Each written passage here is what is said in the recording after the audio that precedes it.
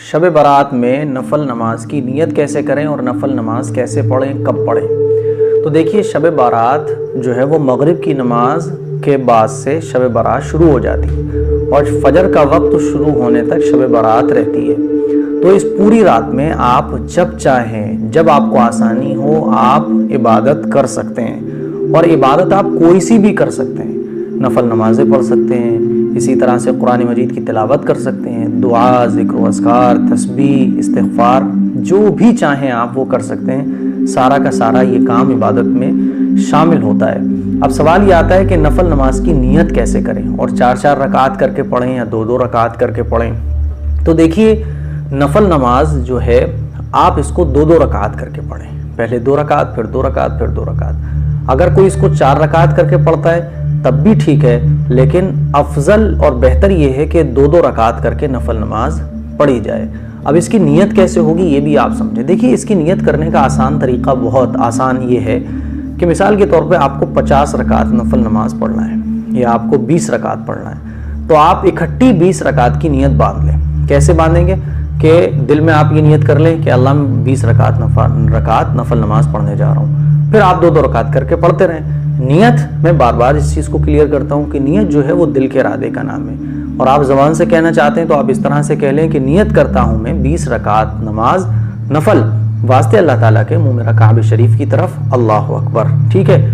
بس آپ ایک بار 20 رکعت کی اکٹھی نیت باندھ لیں، پھر اس کے بعد آپ کو بار بار ہر 2 رکعت پر زبان سے نیت باندھنے کی ضرورت نہیں ہے۔ اب بس آپ ڈائریکٹ پڑھتے چلے جائیں، اور وہی جیسے ہم نارمل نمازوں کے نفل پڑھتے ہیں، نمازوں کی سنتیں پڑھتے ہیں کہ شروع میں ثنا پڑھتے ہیں، پھر الحمد شریف پڑھتے ہیں، کوئی سورت ملاتے ہیں، اسی طرح سے آپ ہر 2 رکعت میں اسی طرح سے کریں گے۔ سب سے پہلے نیت باندھنے کے بعد ثنا، پھر اس کے بعد الحمد شریف، پھر اس کے بعد کوئی سورت، پھر دوسری رکعت میں آپ الحمد شریف اور کوئی بھی سورت، صورتوں میں جو آپ کو سورت یاد ہو وہ آپ پڑھ سکتے ہیں۔ تو یہ تو ہو گیا نفل نماز پڑھنے کا طریقہ۔